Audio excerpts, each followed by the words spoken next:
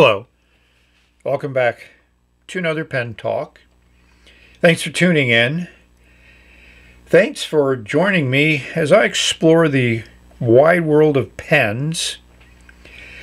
In this video, we're going to look at a pen that has escaped my attention until just recently, but it's been around for a few years. I saw this on eBay. Here's the auction I saw. Thought the price was good, pen looked interesting, so I bought one. It arrived relatively quickly from California. Unusual when things arrive quickly nowadays. But the box I was very much impressed with. It just came in a padded envelope, which was fine. It's a magnetic closure on the box, which is also nice. And as we open it up, we'll find some interesting goodies. A little squeeze bottle of ink and a pipette for eyedropping. Interesting. And we'll see if that makes sense for this pen. And then we see the pen. And it's held down by this elastic. It's in this little cellophane condom. And it comes out. And I'm a firm believer in first impressions. And the first impressions are, I like the pen. I like the color. I like the plastic that it's made from. A roller clip. A very nice engraving on that clip. Also, the cap band is engraved. It's not a heavy pen, but it's not a light pen either, so it's that nice weight right in between. The cap comes off in about 2 turns, a little less. And we'll see one of the other features of this pen is a flexible nib, an Ebonite Feed. It's checking a lot of boxes here. It's comfortable in the hand. It's a very good size, lengthwise. The section is right about where I like it. It could be about a 0.5 millimeter larger in diameter, but it's still fine. You feel those threads, but they wouldn't preclude you from holding that pen anywhere. And as you can see, it fits fine in the hand.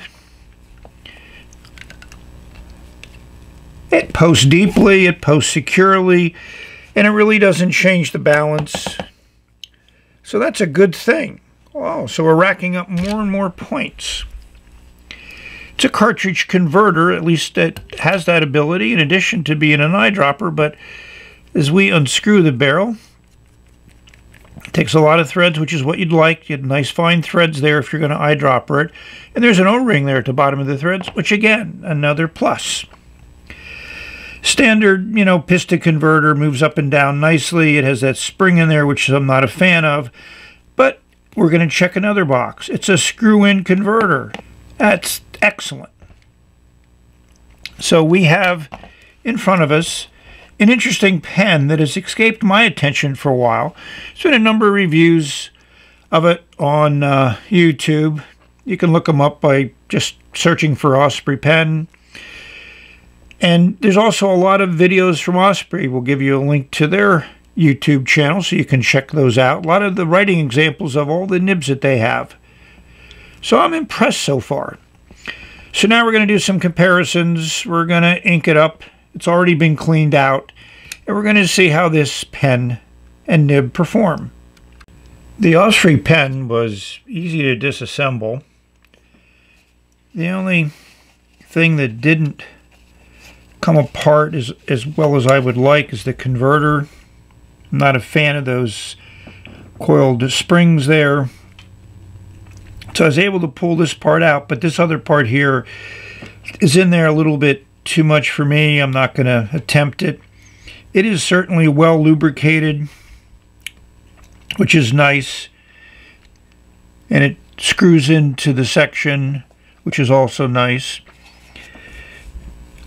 Again, speaking of being nice, there's a good O-ring at the bottom. So when you screw the barrel on, it's going to seal very well against that O-ring. I would also silicone grease those threads in addition to that O-ring to make certain everything just is nice and tight and no leakage. Here's a standard, call it a Noodler's Flex nib or Indian flex nib. It's branded, which is nice. It's a fine. I'd definitely say it's a fine. And I haven't tried this yet, but yes, it does open up a little bit. Be interesting to see how that nib works with this Ebonite Feed. Classic design Ebonite Feed. Has that hole in the back, which I'm still mystified about. Maybe these are just generic Ebonite Feeds made in India, and they use that for a breather tube if you wanted to use it for certain filling mechanisms. But it's a decent channel. Should provide a nice flow of ink to the nib. So I think it's time for the LED X-ray light. So when I talked about the nib and the Osprey, I said it had kind of a noodler flex approach, but yes, it has that long slit with no breather hole, but the noodler's ink doesn't have the cutouts on the side. This is an Ebonite Feed I got from Nathan at the Boston Pen Show. And again, very, very similar. And it does have that hole in it that comes out in the channel that feeds the nib. So definitely an Indian design nib and feed that Noodler uses. We just have some muted sunlight coming in. It's a very nice sapphire blue resin there, very clear. Looks like there's threads at the top of the cap that finial screws onto to hold in the clip. If we look inside, we'll see there's no metal, it's all plastic, no ledge in there. Hopefully those threads seal up well enough, and you know, to me, there's just a lot of air here now that nib is going to be in. So one may be concerned about it drying out. The same nice resin in the barrel. I'm still undecisive as whether this is injection molded or machined. I can't imagine it to be machined acrylic based on the price. But it's certainly a nice color, nice consistency. You know, no gates or mold ridges or anything like that. So it's well done. I'm happy. I'm impressed. And that resin just has a good, nice feel to it. Here are some comparison pens. Start off with a Pilot Metropolitan, just to put a pen that probably most of you have seen, used, or have in perspective to these 5 Indian pens. Here's the Osprey. Here's FPR Himalaya. A Kiwi pen eyedropper Ebonite. The Canwright Heritage. And a Ranga. I can't pronounce the pen. So we'll give you links to all the reviews I have of these pens. A great range of materials, designs. It's an interesting world that I'm getting more into as time goes on. Here we have the pens posted, and they take on also a very different look. The Osprey posts as good as any of these do, probably as good as the Pilot Metropolitan, but it's a nice length. The Himalaya has a number 5 nib, which makes it a little bit small in this group, kind of like the Pilot Metropolitan, where these other ones have more like a number 6 style nib. The Ranga of all these pens is probably the one I right now enjoy the most. I love that broad nib. I love that matte finish in the acrylic and the nice color combination, kind of the muted colors. The Himalaya was a very nice acrylic resin. I like the polished ebonite. The Canwright is just a classic orange and black design. So obviously I like a lot of these. Let's look a little bit more closely at the nibs. So there is a lot of variety here. One of the things that you'll notice is the Osprey has the same similar cutouts that these other three pens have that hopefully improve the flexibility so you can write with them and get a lot of line variation. This has a nice ground cursive italic on the Kiwi pen Ebonite one. All these sections are very, very different. Again, the Wrangell one is my best of the group, followed by the Heritage. I don't really like the ones that slope all the way down. I like a little curve out at the end. So that's a little bit here on the Kiwi pens. But again, a lot of variety, and that's what makes the whole world of pens very interesting. To me, there's one ink that called out immediately, and that's Noodler's Navajo Turquoise. In Osprey videos, they use Noodler's Black a lot, but they put a drop of detergent in it, which I'm not going to do right now. I think that's a great color. I use this in a lot of my letters, and it just really pops on the paper. I couldn't get that much of a full fill. I'm not a fan of those springs. As you can see, it really doesn't do a lot to keep the ink in place. I had to knock it. But there's that air gap, and nothing I could do got rid of it. So when you bring the piston all the way down, that spring stops you from going all the way down to the bottom. So when you pull up, there's always going to be a lot of air. I tried to expel it. But the real key is, how does it work? And can that nib really flex without railroading? We shall see. So I spent some time writing with the Osprey Madison pen. Overall, I still like it. It's just a little bit different, just enough different to make it stand out in the many hundreds of pens that I have. I am a person who seeks out value and feels that you should get a good return on any money that you move from your pocket to someone else's. So what about this pen that makes me feel it's a good value? Number one, it's very well made. Quality materials, excellent feel in the hand, and a great little attention to details. I love the way that clip is engraved. It's just a nice touch. The roller ball, functional clip, nice cap band, not over the top, but just enough to be functional. Clean barrel design, meant for eyedroppering. It seems to have that kind of look like Infinity does, that interesting resin that Pen BBS uses. It has some transparency to it and a nice blue color. The cap comes off in a little bit less than 2 turns, which is fine. It's towards the high-end limit, but certainly not over the top as far as number of turns. A section is a nice size. Here's the dimensions. I do miss that little flare out at the bottom.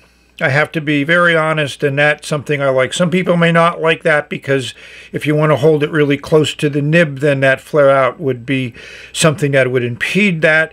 But I'd rather like to feel when I'm at the end of that section before my fingers touch the nib. You can hold it anywhere and it gets quite thick. We'll give you the dimensions of the barrel just to put things in perspective. We'll give you the overall dimensions of the pen. And I did show you and mention that it does post well. So if you're a poster, this is a great design for you. And I think it's really nice because the design doesn't just scream posting pen. You know, the way the barrel tapers down just works perfectly. We'll give you also the weights of the pen. It's on the light side, but I don't mind that because it's how it writes and how it feels in the hand that is more important than the actual weight. As long as it's not too light or too heavy, it fits well with what I enjoy writing with. So let's put some ink on paper.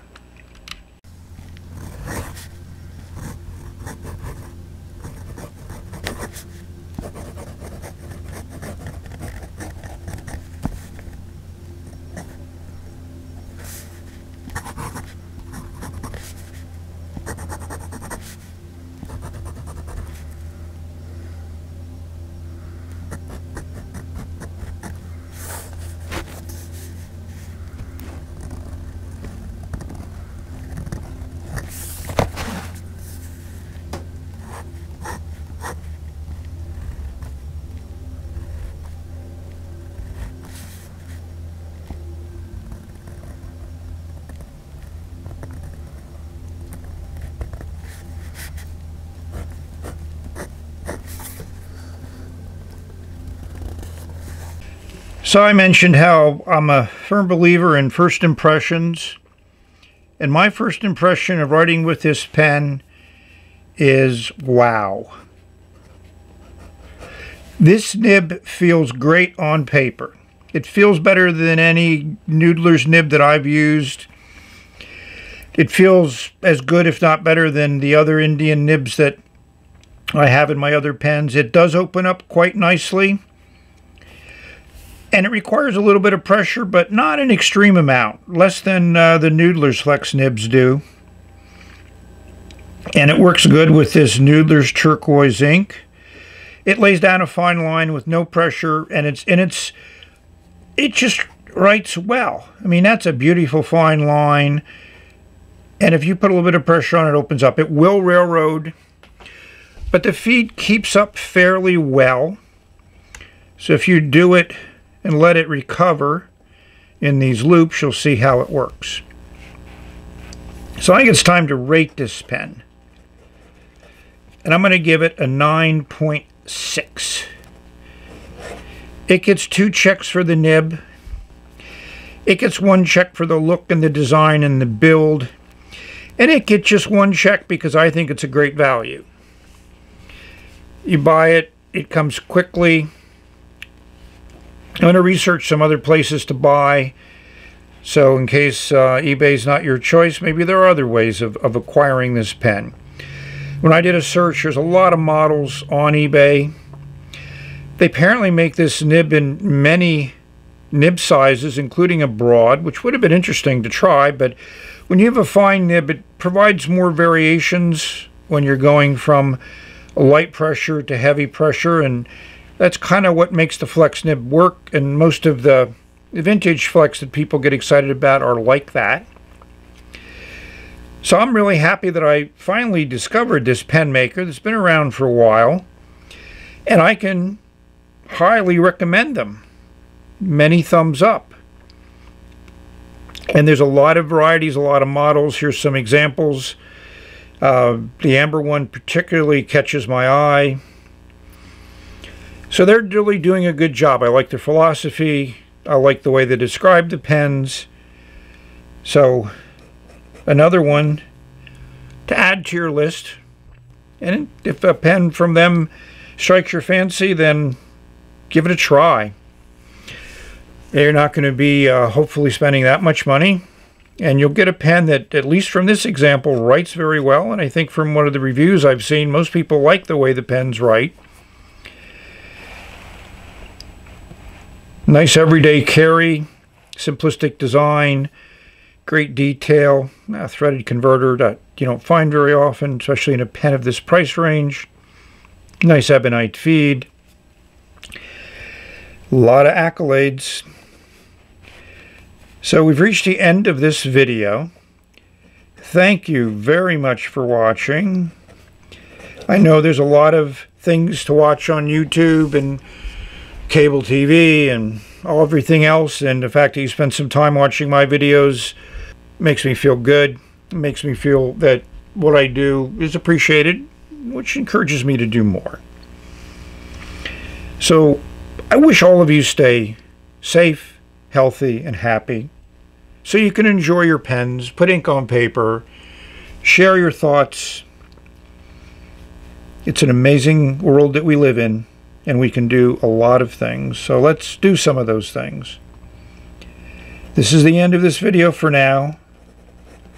You notice how that starts up first time every time. It's just a nice writer. And that's a good thing to say about a pen. Bye. Until we meet again. Nice writer.